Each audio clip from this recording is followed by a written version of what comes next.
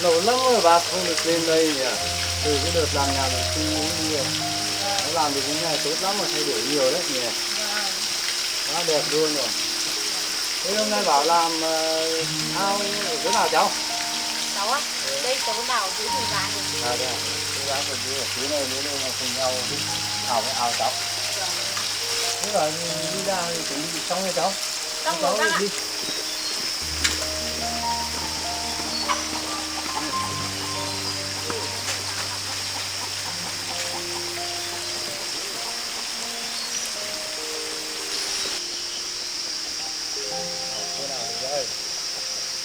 Chắc là vào khu này thôi bác ạ. Vâng, vào khu này thôi. Đồ đây. Có đo đạc.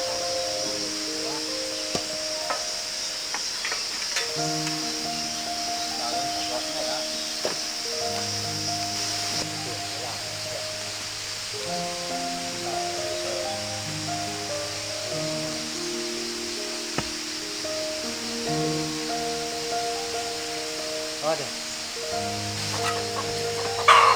Đây bác đo với cả cắm cọc.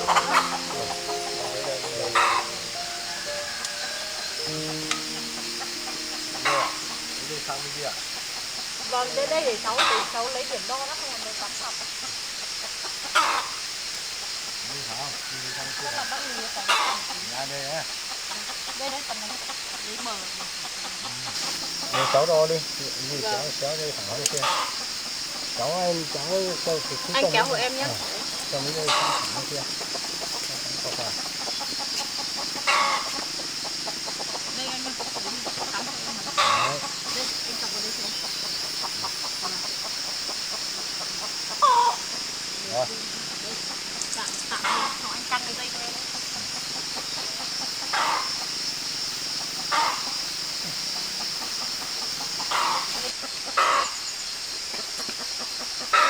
Đây cho em này, cắm cho em vào đây. Đây được rồi, bác thả đi. Rồi. Căng dây rồi. Căng rồi đấy, căng hết đi mà. Anh đi cho anh. Đây bác ở trong đây không cháu thì Trong đấy chứ.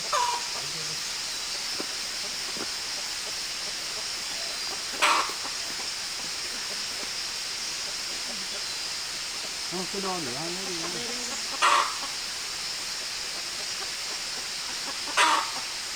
Đấy. Thả đây, thả. à bác có cái gì cắt không? Đấy.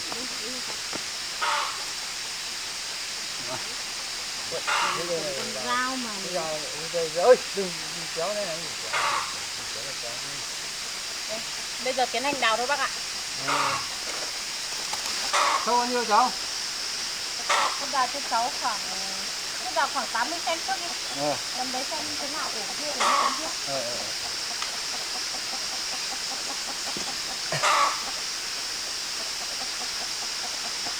Đất là cũng vứt vào đấy nhá. Con đất đó. Đây cho cháu vào đất này là con gần đó cũng được.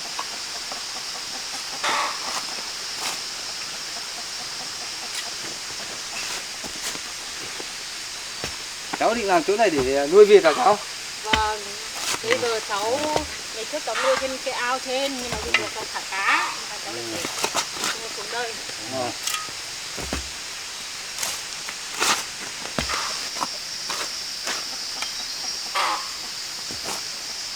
Đây anh lấy cái cuốc tặng anh ạ. Mới tặng anh.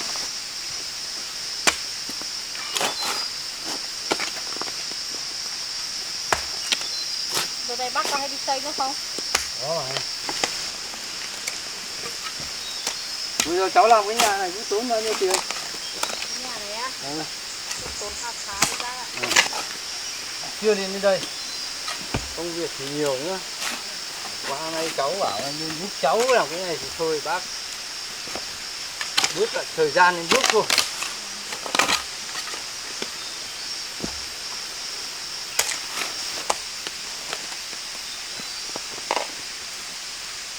Bác với anh cứ làm mà khát nước thì ra cái góc kia nhé, cho nước vào đằng kia. Nó khát thì khát là uống.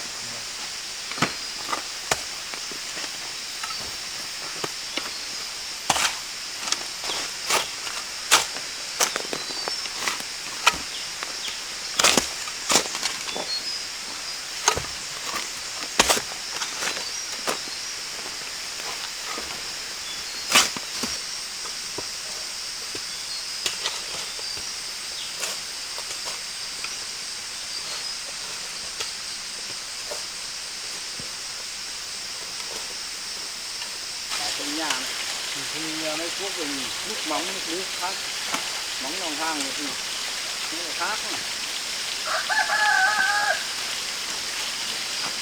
Cái giá khác còn nguyên chỗ các bảng nó khác hơn. Nó là thật là thế nào thì là được.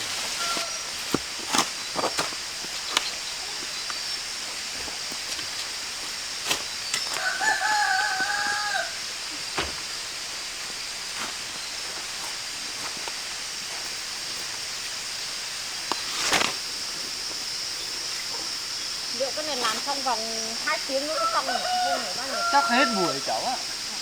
Hết buổi sáng là xong rồi. Hết buổi sáng là xong rồi cháu ạ.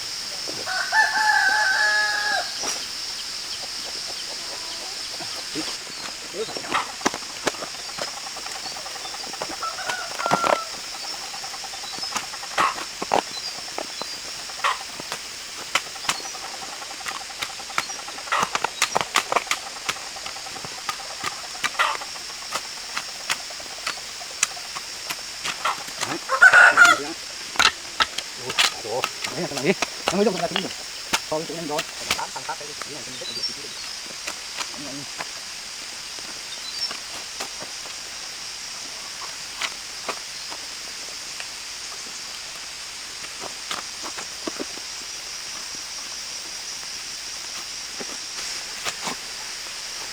Hoa tưởng không xây ra cái nào hơi rát nữa, xây phải thẳng vào. Gì à? Mình có con này kiếm mình thích thắt á. Cây lên. Thắt này mình nhớ ra chắc là bọn nó mới nhìn thấy ô cương nó mới nhắc mình mới nhớ đấy. Đấy chắc chỉ nó không đang đứng cho. Có. Còn ai ra đâu, những quả tinh nữa thôi. Trông hai đứa nhỏ. Hai đứa nhỏ.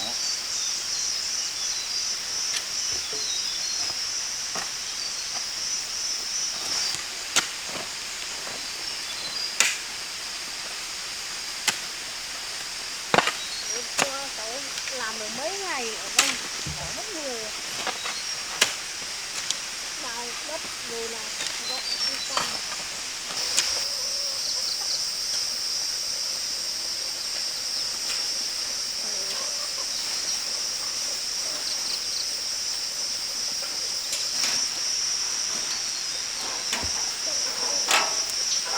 Đây anh ơi, cho lên đây cho bớt cho em lấy cho hết tận này đất để lên cho.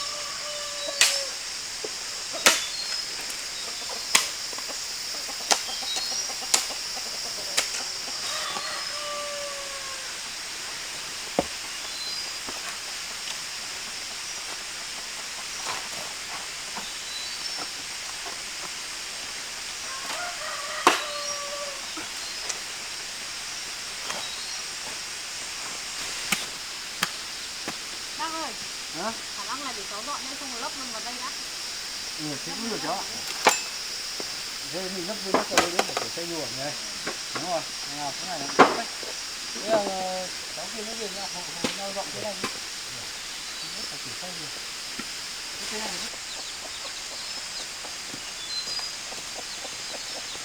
Anh ơi cứ quăng xuống đây cho em.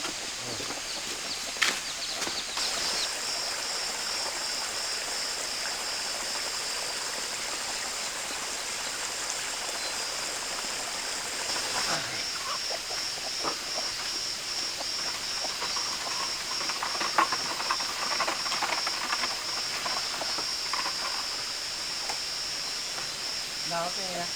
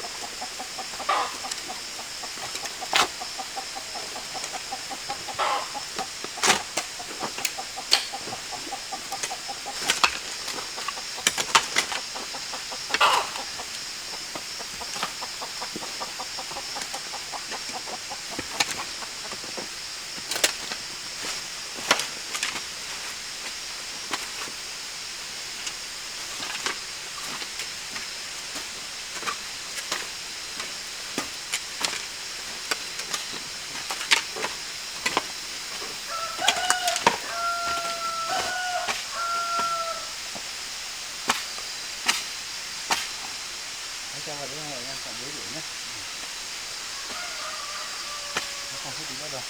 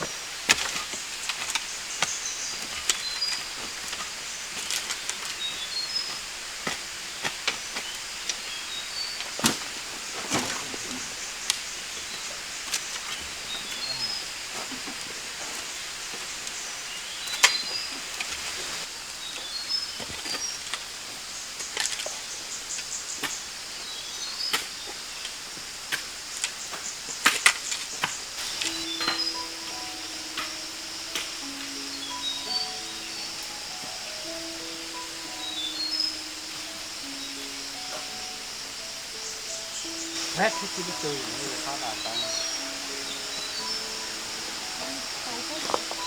không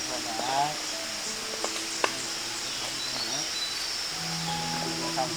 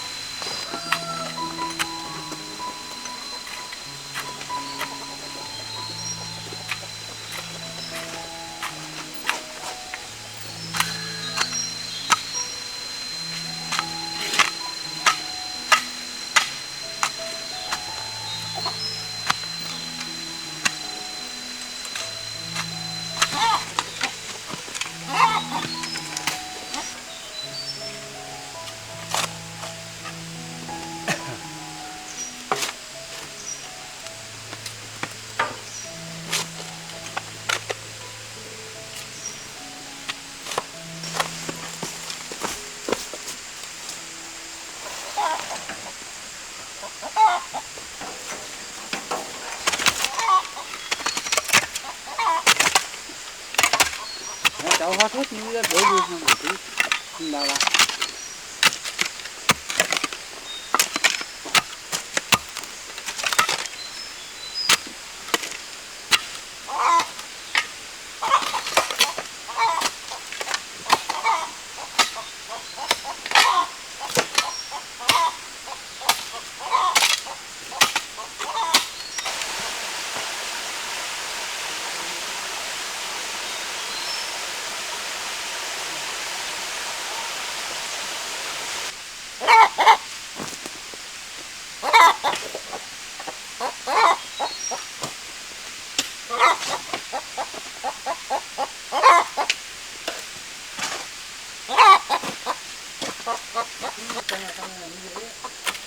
Không có cái này đi thuốc kéo thằng trong cái này để nó bằng bằng phải lên thì mình hót nhẹ phát là xong.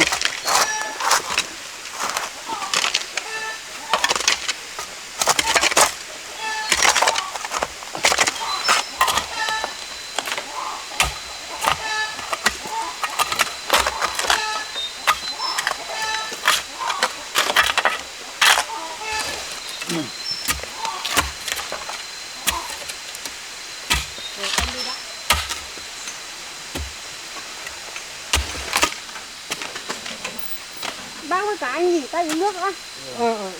Tay uống nước lúc đã. Người ta kia. Đi lên trên ngồi lấy ghế xuống rồi. Sâu phết rồi đấy. Không nhiều mét rồi. Uống nước chị ơi.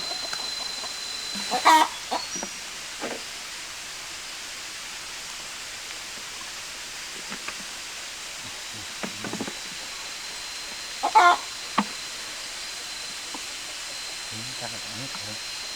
Cố gắng hết.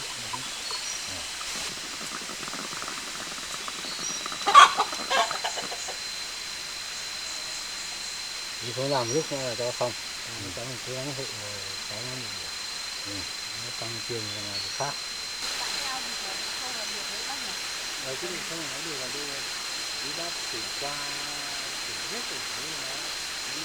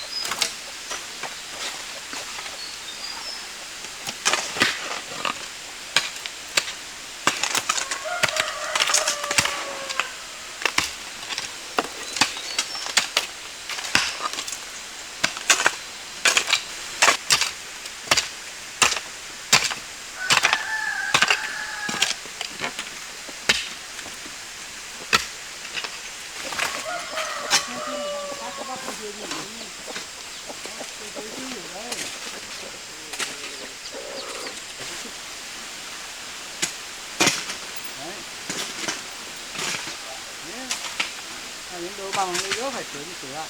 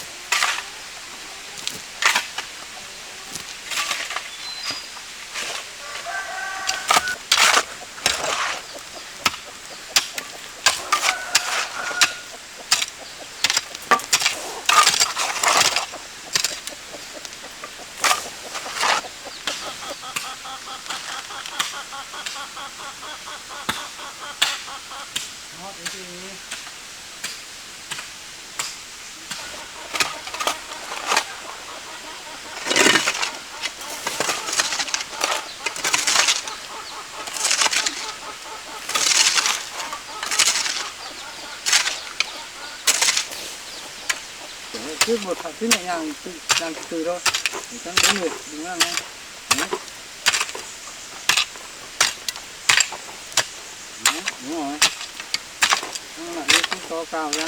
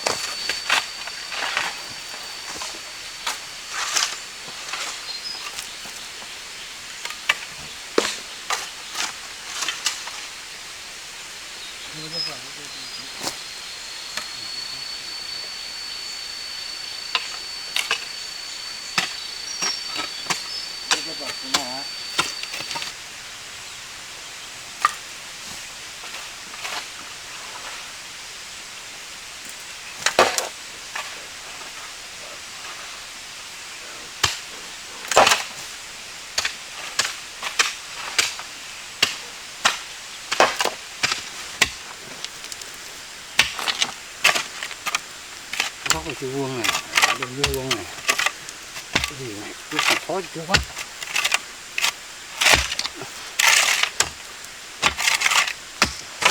Đấy, cái chỗ này bác san sao cho nó bằng cháu là được rồi đấy. Đấy cho xem bác. Rồi. Bác thử sang lại cho nó vuông vắn kia được rồi mà. Vâng.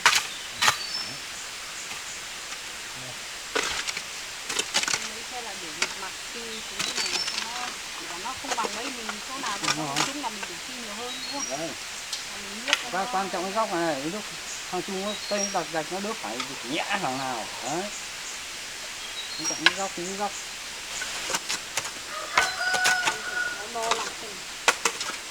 Cháu đo xem đủ chưa? Cháu thằng kia mà chúng là hót nó chứ cái đó về đây. Thoải mái rồi đấy. Tốt.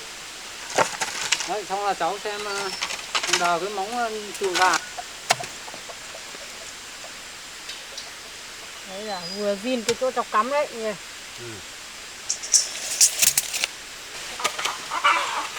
Bác ơi, xong bây giờ xong rồi chứ? Xong rồi. Thế bác cháu mình đi đo ở đằng này để cái nền cho móng. Làm móng chuồng gà đi. Rồi.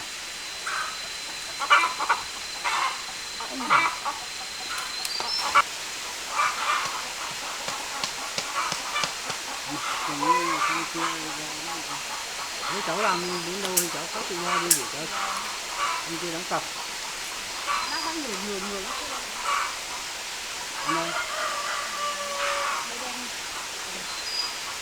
Đi cái này.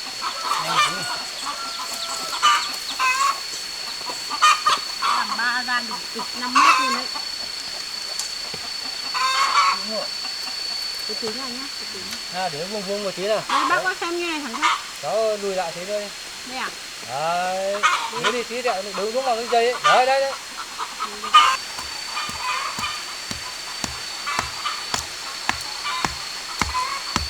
Đấy bác lại đi xuống đây của cháu. Rồi xong cháu vạch vào không để nó sử dụng. Vạch chưa?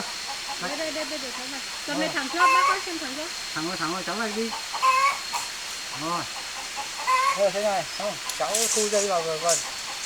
Đấy. Đây nó cháu nó trên mấy mét là bây giờ cháu đo lên mét. Rồi, chưa không phải. Đây anh đóng vào đây thôi. Đấy, cái này này. Rồi. Rồi. Đấy, kéo xong cái bụi đi. Đào luôn. Nắng rồi đấy. Cái này bác đào với cháu tầm 20 cm nhá. Thôi 20 cân hả cháu? Vâng. 20 cân. Cái sẻng lên đi. Bác có cả anh cứ đào với cháu nhá. Thì cũng muộn thì cháu nấu cơm xong là ăn cơm ở đây luôn. Rồi ăn cơm đi với cháu à? Vâng, ăn cơm đây luôn không lấy gì. Thế thì cháu cứ về nấu cơm đi. Để hai Đào cháu đào. Vâng.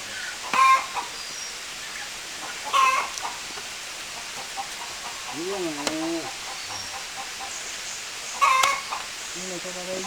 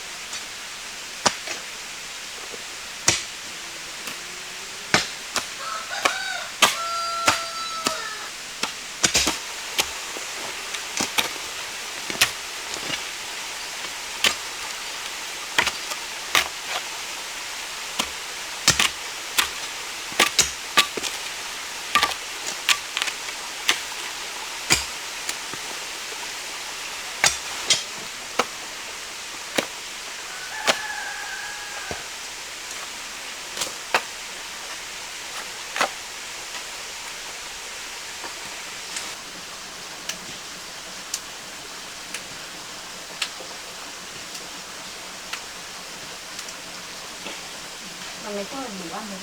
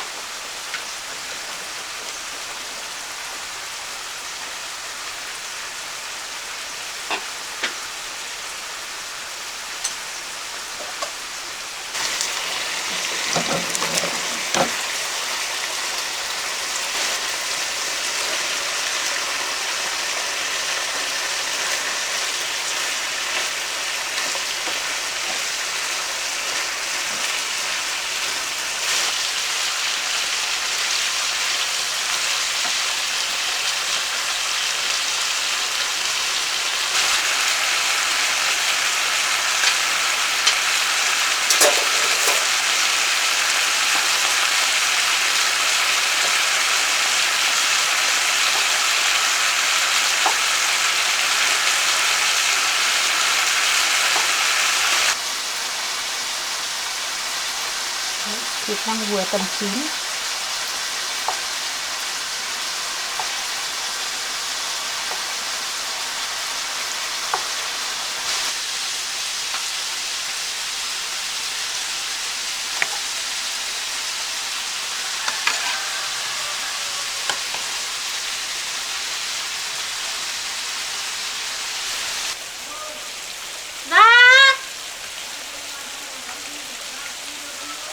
Vâng.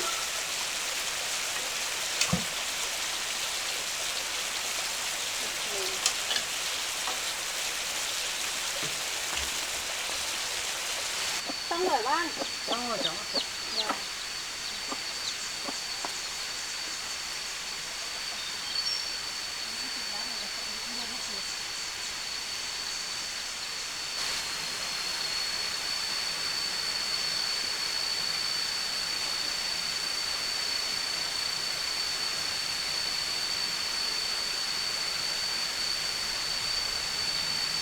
Được rồi bác. Ừ.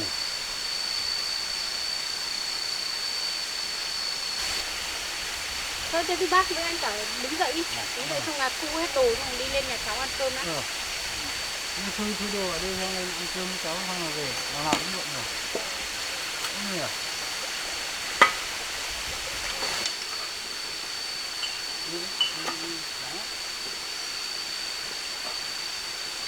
Bây giờ thế nào cũng hết ngủ rồi.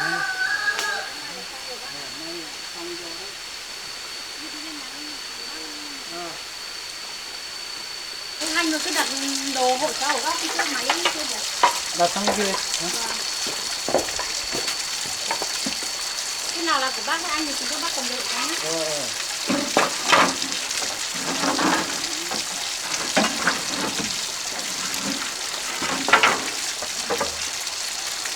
Biển tay nóng quá. Nước đẹp thế nhỉ? Nước chất đấy, đừng cho nước mát.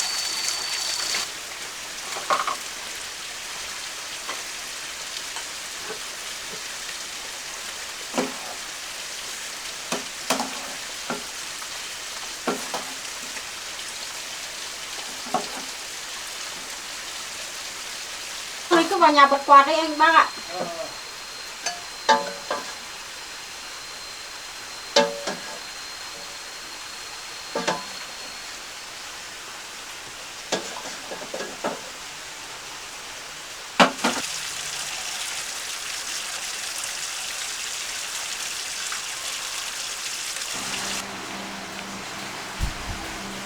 Đấy bác ơi, anh ngồi vào đây chuẩn bị ăn cơm thôi. Ừ.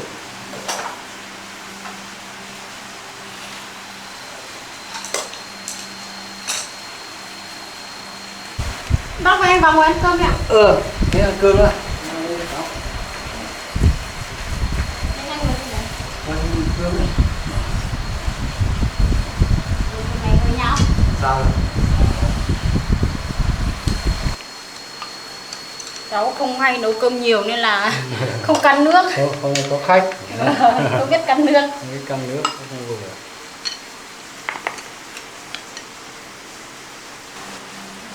Cháu mời bác với cả mời anh ăn cơm ạ. Ăn cơm đi. Ăn cơm đi.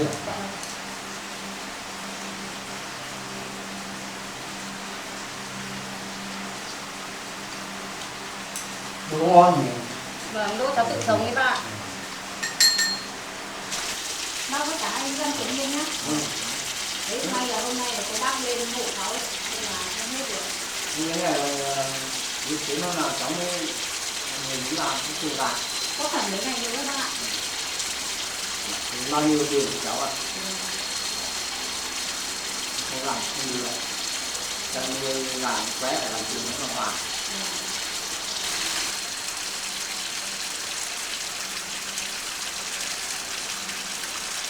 Anh rất là nhiều cái đấy cháu hơi bác.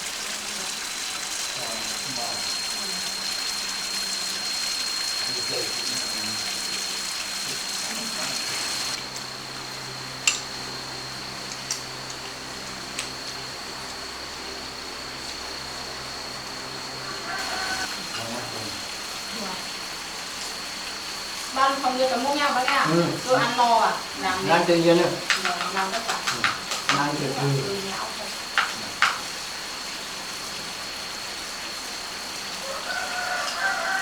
Thế đồi măng này cũng quanh này cũng là của cháu hết.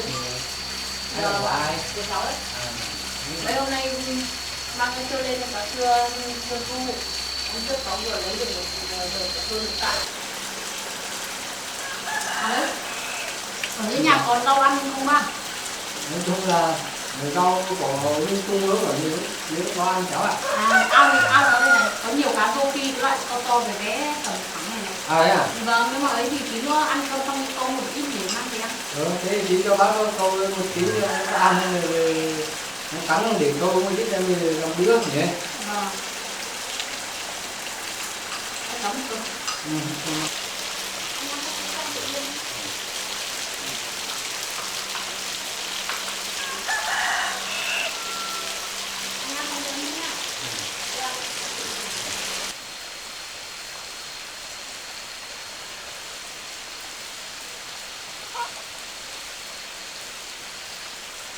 Bác chưa ngon, bác kỳ nhá. Vâng. Đấy bác lên một món câu cái gì đấy ngồi đây luôn. Ao đây nhỉ, để bác ăn câu tí. Ê, nhiều tí mà cái câu cá này. Đây mấy con sao được không? Bác ơi. Hả? Cái này cân đi. Anh lên con ngủ đây. Đây, cái bác Không mà cân bỏ cái cô này cũng được. được. Cân đấy à cháu? Vâng. Nó câu tí thế nào? Có được con nào không? Đấy, cá này rất là nhiều ấy. Đây. Ăn không? Câu cá khô nhá, cá khô phải anh cháu nhá. Rồi, ok.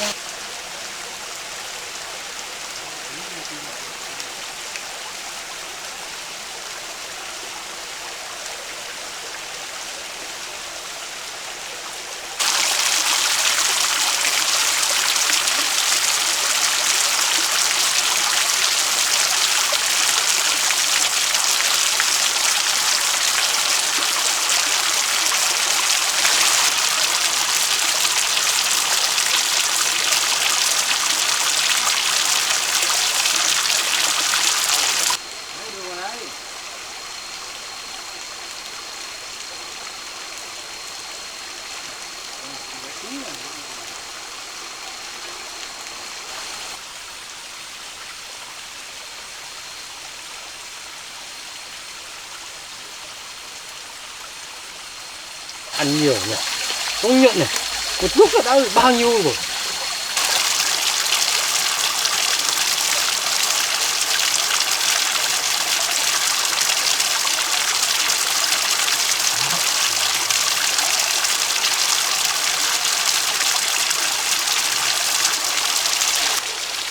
Câu nữa hả bác anh? Được nhiều không? Chưa.